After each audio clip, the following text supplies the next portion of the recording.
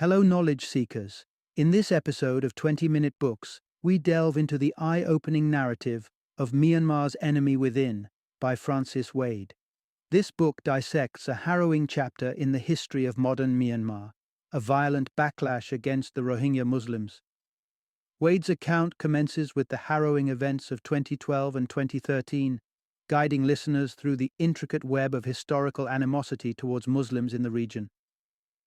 With a backdrop of British colonial legacies, the emergence of nationalism, and the nation's rocky path towards democracy, this book is an important exploration of the complexities of Myanmar's social and political landscapes. Francis Wade, a seasoned British journalist with substantial experience in Southeast Asian affairs, draws upon his extensive reporting background to bring clarity and depth to this humanitarian crisis. His work has graced the pages of esteemed publications such as The Guardian, Al Jazeera, and Foreign Policy, providing a reliable and insightful perspective on the issues at hand. Myanmar's Enemy Within is a must-listen for history enthusiasts, avid followers of global news seeking a greater understanding, and anyone invested in the contemporary political scene of Asia. Join us as we uncover the layers of strife that have contributed to the troubled state of Myanmar and shed light on the internal enemy that has shaped its recent history.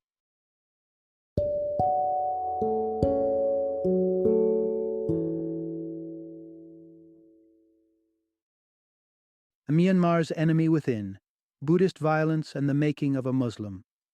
Other. Introduction. Peeling back the layers of Myanmar's complex conflict.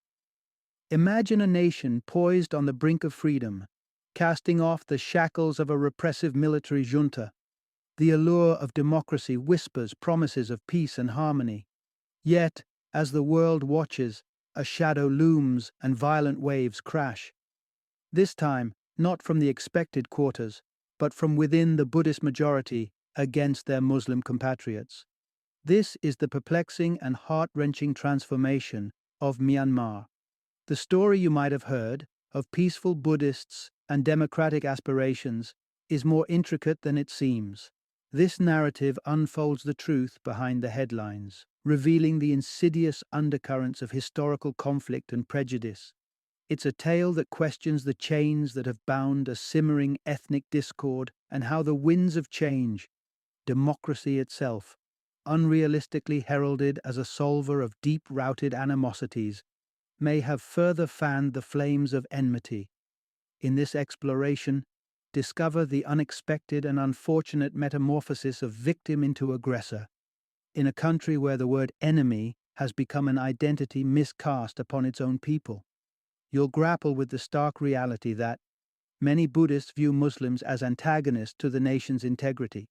Historical influences, especially those from the era of British rule, deeply entangled ethnic identities with conflict, and surprisingly the ethos that seemingly divided the democratic movement from the authoritarian regime might share a common, darker lineage. This is not just the recounting of events. It is the search for answers to Myanmar's ongoing struggle with its inner demons as it transitions from a turbulent past to an uncertain future. Part 1. A Fragile Peace Shattered. Understanding Rakhine's Descent into Violence.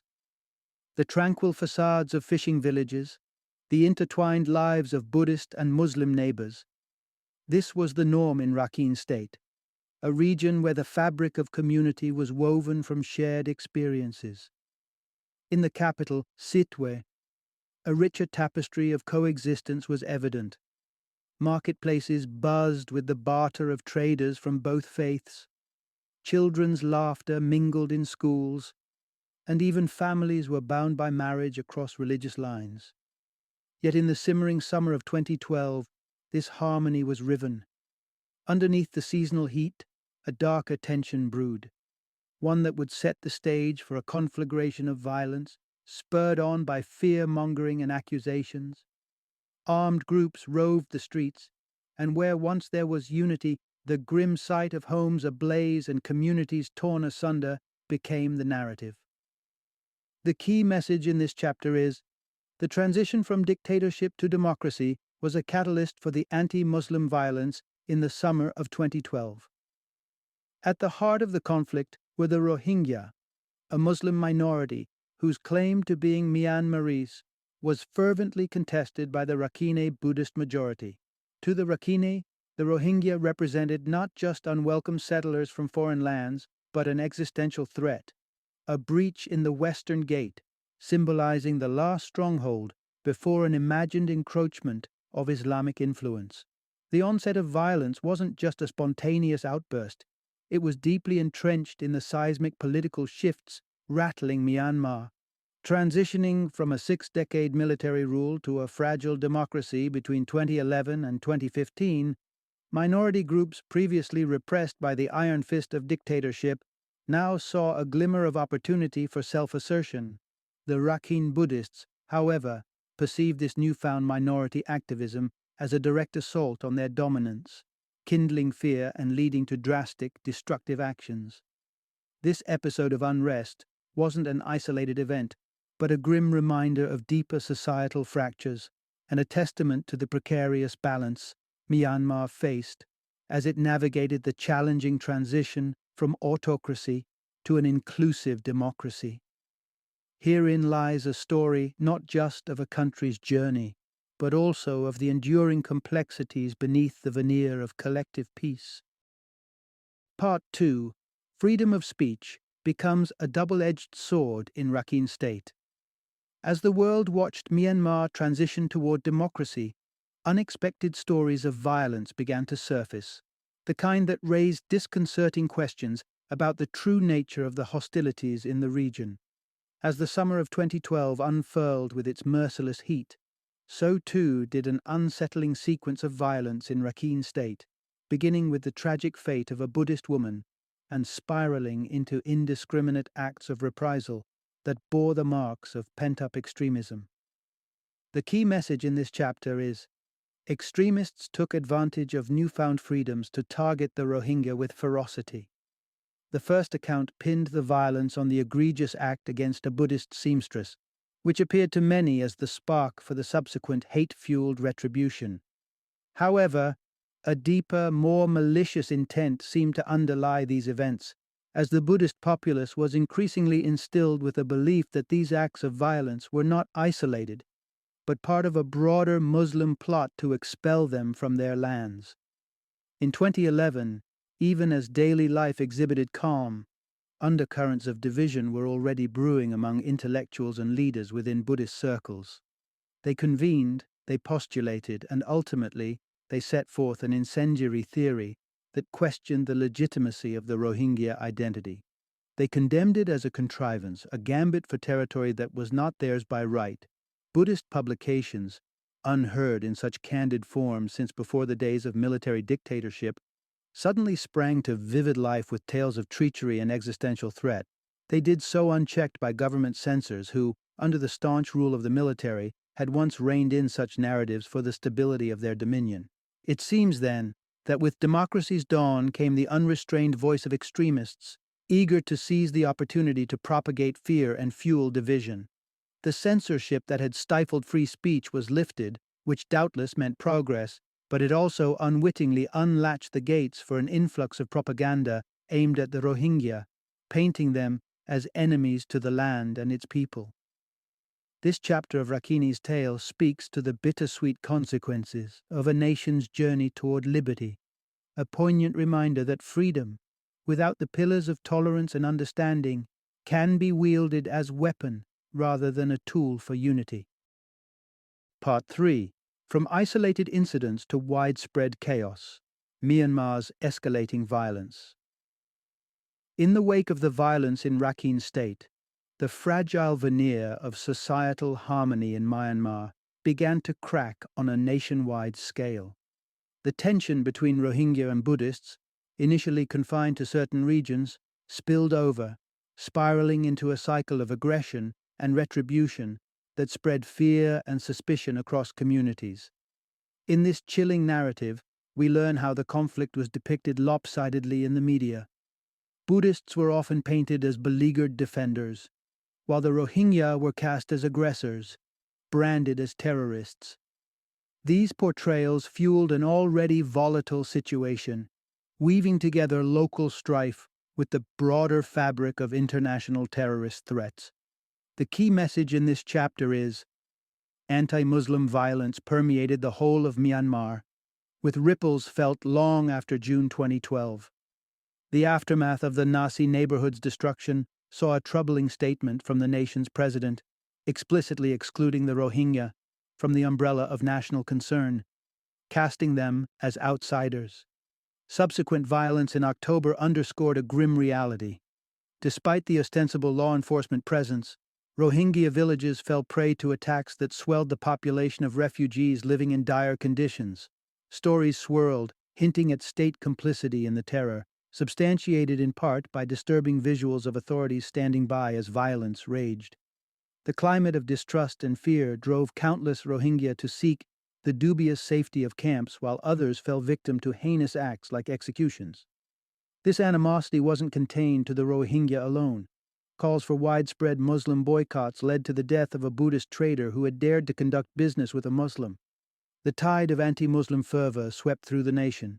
Even distant, unrelated Muslim communities faced boycotts, acts of violence, and even deaths, as seen in the tragic case of a 94-year-old Muslim woman. In Mandalay, far from the original Rakhine conflict, Muslim neighborhoods were razed, propelling thousands into the uncertainty of refugee status. This ominous spread of hostilities signified not just a series of unfortunate events, but a deep-seated crisis of identity and intolerance threatening to engulf the promise of Myanmar's newly democratic path. As the listener absorbs the reality of this unfolding tragic saga, we're compelled to question the nature of progress itself and the paradoxes that come with newfound liberties, when the same freedoms that open doors for some cast others into the shadow of an uncertain future. Part 4. The Colonial Past. Tracing the roots of Myanmar's sectarian divide. Across the sweep of time, traders from far-off Persia and India were lured by the allure of Myanmar's Bay of Bengal, marking the beginning of Muslim presence in the region over a millennium ago. Their integration into the cultural and social fabric of places like Arakan was seamless, as they blended with local populations and established themselves as part of Myanmar's diverse heritage. Through the ages, conflict was no stranger to these lands, but it wasn't religion that sparked battles. Rather, the tug-of-war over territories was the primary instigator, with kings rallying soldiers from the myriad communities under their rule without bias toward religious lines. Given such a rich, intertwined history, the pressing question arises: why do modern Buddhists perceive Muslims as recent interlopers to be rebuffed? The key message in this chapter is: the British Empire's colonial strategies in Myanmar sowed the seeds of anti-Muslim animosity. With the full annexation of Myanmar in 1885, the British Empire set about meshing it with its colossal Asian holdings, pivoting around the jewel of India. This colonial integration demanded an efficient infrastructure supported by a strong workforce, a requirement that Myanmar alone could not fulfill. Britain's solution was the dissolution of borders, ushering in a wave of immigration from neighboring India. The influx of laborers, clerks, and lenders, many of them Muslim and Hindu Indians, forever altered Myanmar's demographic landscape. They thrived, prospered, and by the dawn of the 20th century had become proprietors of vast stretches of fertile Myanmar land, creating a stark disparity that stoked the fires of local discontent. Fueling the emergence of the Myanmar nationalist movement in the early 20th century was not just a drive to dispel British control, but also the burgeoning resentments toward this new class of immigrants. Indians of the Hindu faith were tolerated, but Muslims, seen as requiring religious conversion from their Burmese brides, were vilified as both British lackeys and corrupters of pure bloodlines. As the goal of ejecting the British Empire crystallized, it became inseparably linked with the endeavor to expel Muslims from Myanmar's soil. Over time, these ambitions stretched beyond the Indian immigrants to encapsulate older Muslim communities like the Rohingya, entangling them in a web of suspicion and hatred cast by the shadows of colonial legacies. Myanmar's road to nationhood, then, is marred by the lingering ghosts of its colonial past, ghosts that have haunted the relationships between its people, granting old bonds, new ruptures that continue to challenge the collective spirit of a country seeking unity in its diversity. Part 5: Dictatorial Rule and the Relentless Pursuit of National Unity. A stark crimson banner, etched with a dire prophecy, greeted those who ventured near Myanmar's governmental halls. Extinction, it seemed to suggest, was not a natural occurrence, but the consequence of domination by one race over another. Such ominous signs were emblematic of a nation under the grip of a military regime, where unity was pursued with relentless fervor. The key message in this chapter is: the dictatorship of Myanmar was driven by a single-minded focus on national unity, by any necessary means. When Myanmar shook off the chains of British colonialism in 1948, it found itself facing seismic tremors of instability. The military, initially called as the peacekeepers of order, gripped the reins of control and began a long and iron-fisted rule that placed the nation's security above all else. The belief was unshakable. Without a solid state apparatus and impermeable borders, they were convinced Myanmar would crumble under external forces, just as it had during colonial times.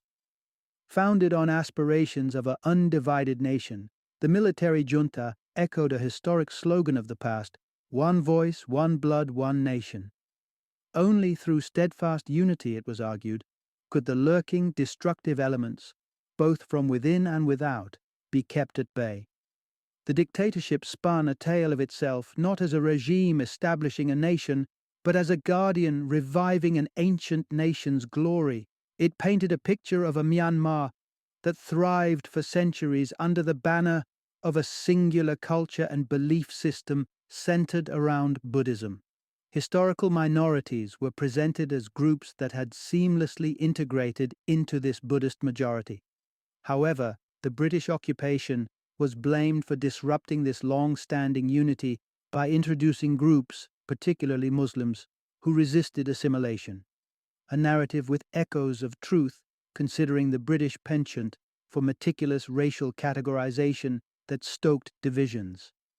The military's recounting of Myanmar's history was not merely a narrative exercise, it laid the foundation for their rule. For the military council, protecting the sanctity of Myanmar was paramount, and if that sanctity was to be preserved through forceful measures to achieve national unity, then this was not just acceptable, it was necessary.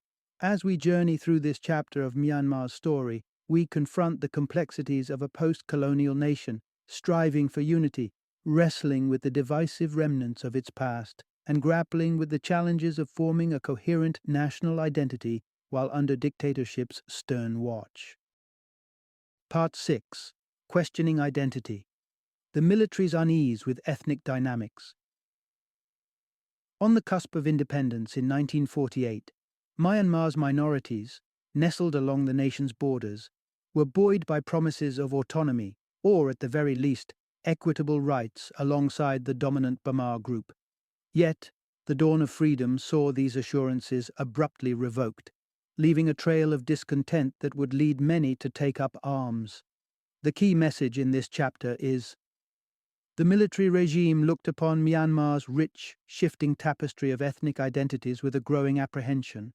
The rose-tinted promise of independence rapidly wilted as minority groups, feeling betrayed, launched insurgencies which they ultimately could not sustain. The military, tasked with quelling these rebellions, grew in stature and might until it was the most formidable force within the nation. This environment empowered those with rigid views on national unity, who viewed the rich fluidity of Myanmar's ethnic affiliations with skepticism and unease, leading to policies that sought to distill and fix these identities. The military regime turned its gaze, somewhat ironically, toward the model left by British colonial powers rather than drawing inspiration from Myanmar's own heritage, where political allegiance was never static nor tied to ethnicity. The story of the Bamar and Mon demonstrates this, a tale where ethnicity was not tantamount to alliance. and where personal identity could be adapted as easily as a change of attire. But to the watchful eyes of the military, such dynamism was an enigma, a breeding ground for potential subterfuge. Echoing the British, who had once meticulously categorized the populace, the regime set out to assign immutable biological attributes to each group. Thus, an individual's ethnic identity became not a personal choice but a politically attributed state, a label determining your friend or foe status in the eyes of authority. In 1982, this philosophy was cemented through an official list which ingrained ethnic identities onto state documents. A citizen's ID card now dictated their societal freedoms or constraints. To be Bamar was to approach the echelons of privilege. To be Kachin was to be viewed through a lens of suspicion. As the narrative proceeds, we'll uncover how some groups faced not just restraint, but total exclusion from the nation's fold, a foreshadowing of the grievance and strife that would challenge the very notion of a united Myanmar. Part 7. Rohingya, the outcasts of Myanmar's ethnic hierarchy. A guiding principle anchored the Myanmar dictatorship's policies in defining ethnic belonging to the nation. Only those groups present before the pivotal year of 1824, when British colonization of Arakan began, could rightfully claim a seat at the table of national races. By this metric, the Rohingya, with documented presences dating back centuries, easily qualified as a foundational element of Myanmar's ethnic mosaic. The key message in this chapter is the military regime deliberately omitted the Rohingya from its official roster of recognized ethnicities. Historical records, such as those penned by the Scottish physician Francis Buchanan in the late 18th century, validated the presence of the Rohingya language and people in the region. Yet, in a sweeping 1982 decision, the government cast aside such evidence and removed any official mention of the Rohingya from its ethnic index, effectively stripping them of their status. The construction of identity in Myanmar saw a dramatic shift post-independence. Originally, new national ID cards made no allusion to one's ethnicity, symbolizing a citizenship model that transcended ethnic lines. Just prove a long enough sojourn or generational anchorage in the country, and a Myanmar identity was yours for the claiming. However, with the enactment of the 1982 Citizenship Act, ethnicity became the cornerstone of legal existence. Now, your belonging to one of the 135 sanctioned national races translated directly into citizenship rights, leaving those unlisted, like the Rohingya, in a stark limbo of non-existence in the eyes of the state. Eerily reminiscent of the regime's pattern of ejection in the mid-1960s, when the Chin and Kachin communities had been marginalized and dispossessed, the Rohingya were forced to surrender their old ID cards under the guise of impending replacement. Replacements that, too often, never materialized, especially for vocal advocates within the community. Thus emerged a chilling reality. The Rohingya transformed from recognized inhabitants to stateless entities within their own homeland. With this legislative erasure, they became the latest victims of a dangerous narrative, one that viewed certain ethnicities not just as alien, but as potential threats requiring eradication or expulsion from Myanmar's collective fabric. These policies, wrought from suspicion and a desire to homogenize the nation's identity, left the Rohingya on the precipice of vulnerability, at the mercy of a country that no longer acknowledged their existence. Part 8. Sowing Seeds of Conflict, the Demographic Re-engineering of Rakhine State. The prisons of Myanmar in the 1990s held a peculiar incentive for incarcerated Buddhists, a path out from behind bars, but with a hitch. This freedom came with a condition: deportation to the northwestern reaches of Rakhine State. Those who accepted traded the confines of a cell for the promise of new housing, financial supplements, cattle, and crops, a stark contrast to the impoverished state-provided welfare that most of the country knew. The key message in this chapter is: the government schemed to resettle Buddhists in Rakhine State as a tactic to shift the region's demographic balance. The motivation behind this arrangement was deeply rooted in the regime's alarm over Rakhine State's demographic shifts. Despite official measures that stripped Rohingya of their rights, the state was considered by the military to be slipping into the hands of a growing Muslim populace, continually reinforced by migration from Bengal. Powerless to fortify the border effectively, the regime concocted a bold plan: a demographic overhaul of Rakhine. The first thread of this scheme was administrative, filling higher offices with Bamar officials and peppering the state with loyal military posts. This tapped into a historical sore spot. During World War II, Rohingya fighters had aligned with the British against the Japanese, earning administrative favor post-war, much to the chagrin of Buddhist nationalists who still harbored resentment over perceived foreign dominion.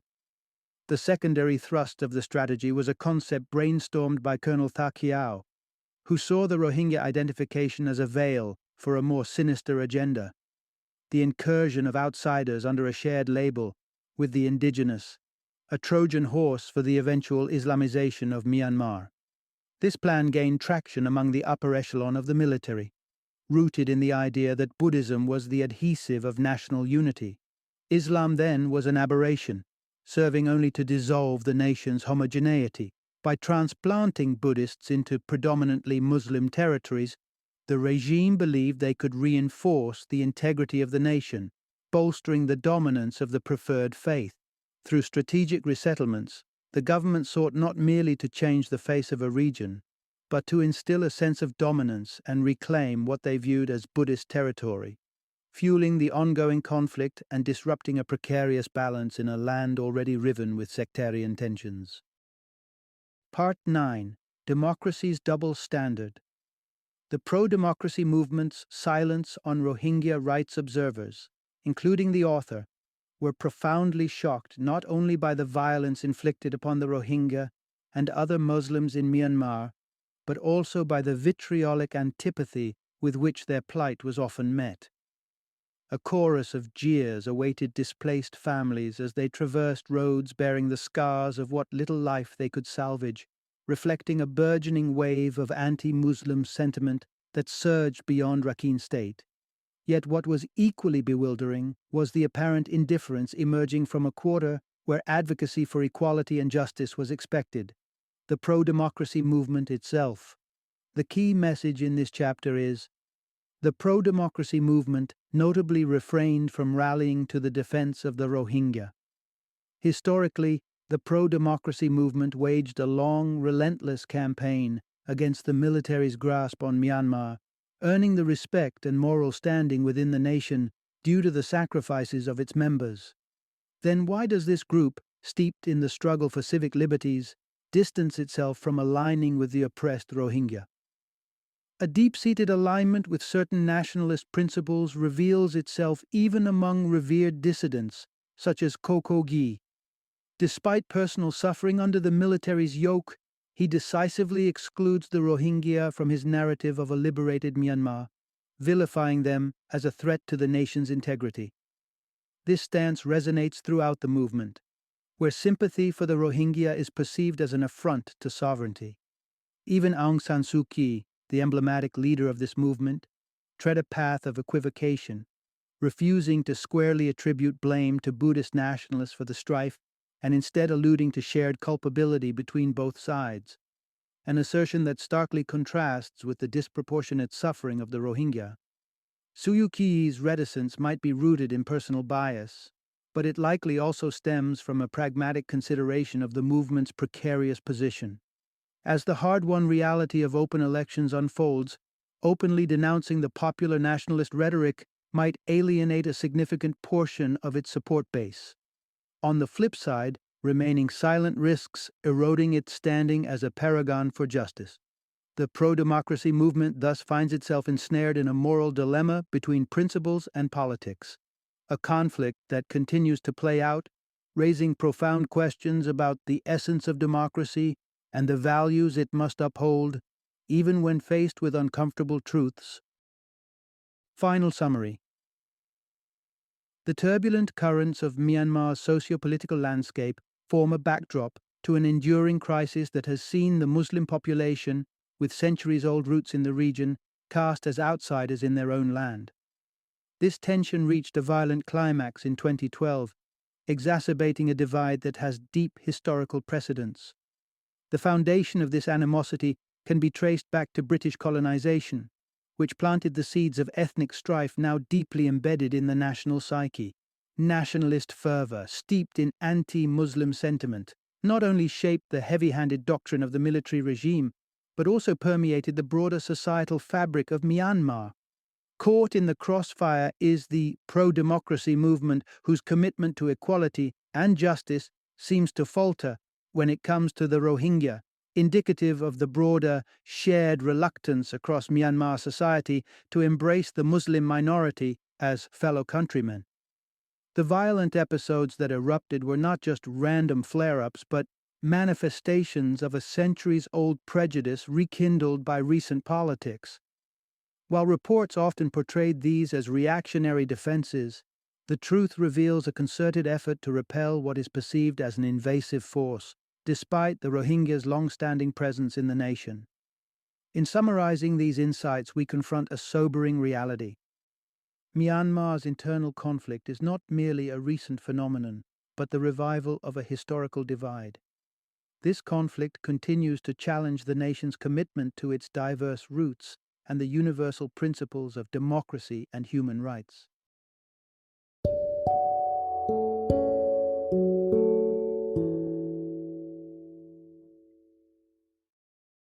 Thank you for joining me today on this journey of learning and discovery as we explored the insights of another thought-provoking book in our growing library of knowledge. If you've enjoyed our time together, please take a moment to follow our podcast, give us a 5-star rating, and share 20-minute books with other knowledge seekers. Your support truly means a lot. Don't forget to join me again in the next episode, where we will delve into another enriching book. Until then, happy reading and happy listening.